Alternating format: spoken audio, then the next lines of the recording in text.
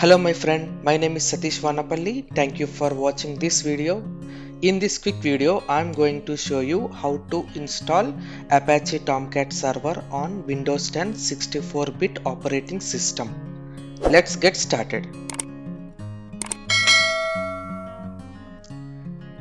First, you need to download the Apache Tomcat server from the website that I have shown here.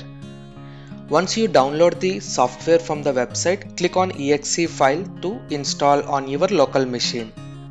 After successful installation, navigate to the directory that you have chosen during the installation and under bin folder, click on tomcat9w.exe to launch the Tomcat configuration window where you can start or stop your Tomcat server.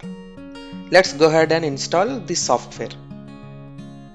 Click on the exe file to start your installation. Click on next. Here is a license agreement. Click on agree.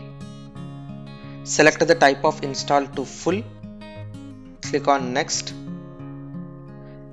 Connection port 8080 and set your Tomcat administrator login, username and password. I have selected my username as admin and the password is admin. And the roles, default roles, admin.gui, manager.gui. Click on next. The setup wizard will automatically populate your JRE path. Click next and select your destination folder. I have selected my destination folder under C drive Pega full edition. Click on OK. Now click on install. Unselect these two options and click finish. Now navigate to the installed folder. Under C drive, select Pega full edition. You can click continue to permanently get access to this folder.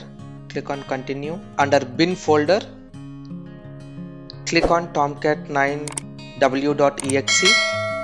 Select the startup type as manual. With the help of this configuration tool, you can start or stop your Tomcat server. Thank you very much for watching this video. We'll see you in the next video.